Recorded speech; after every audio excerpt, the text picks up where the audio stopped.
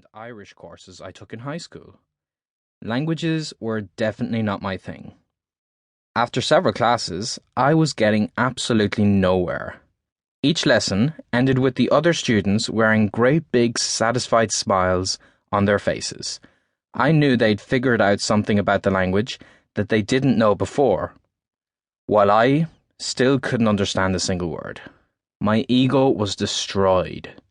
I was, without a doubt, the worst student in the class. And as I walked home with my head hung low, I couldn't help thinking, it's not fair. Why were these guys blessed with the language learning gene and I wasn't?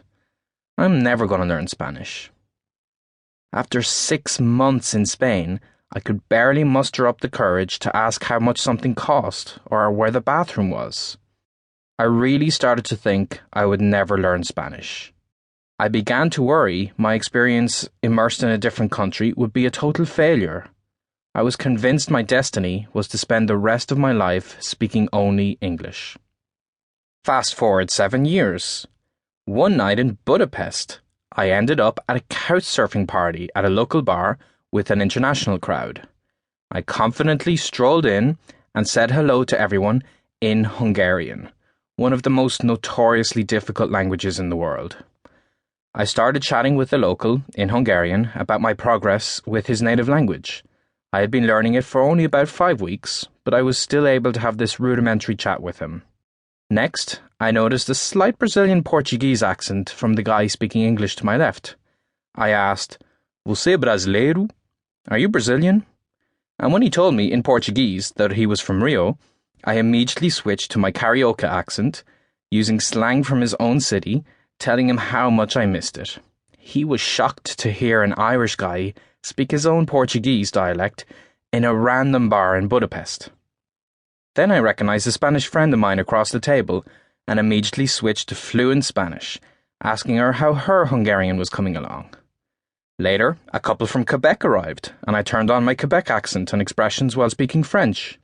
We exchanged contact information and made plans to hang out the next day. That night, I also managed to use some Italian and Esperanto and wowed a Thai tourist with a few phrases of basic Thai, using all the right tones. I even flirted in German with a German girl I saw regularly at these meetings. In one evening, I spoke 8 languages, including a little English, casually, socially, and naturally. I switched between them effortlessly, without mixing them up, and more important, made some amazing new friends in the process. Since then, I've learned several other languages, and at the time of writing this, I can confidently use 12 languages in varying degrees of proficiency, from conversational in Dutch, Mandarin Chinese, and American Sign Language, to certified mastery in Spanish, and everything in between for the other 9. I understand the basics of another 12 languages on top of these. I also run fluentin3months.com, the world's largest language learning blog, which, to date, has helped millions of people around the world learn a new language. All of this is true despite the fact that I only spoke English until the age of 21 and did poorly in my attempts to learn languages in school. How did this happen?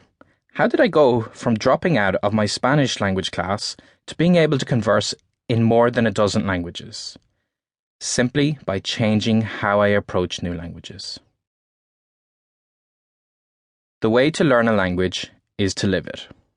One of the biggest issues with a traditional approach to language learning is that the benefits to picking up a new language are constantly postponed. Study this and study that, and then, if you're lucky, in a few years' time, you'll eventually understand the language.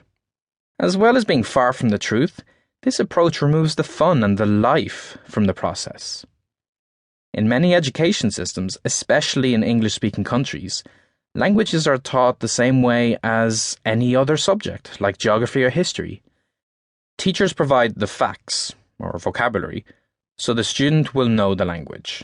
Or, as in mathematics, students do exercises to understand the rules, or grammar. Except on rare occasions, this approach does not produce speakers of the target language, so something clearly needs to be fixed. A language is a means of communication and should be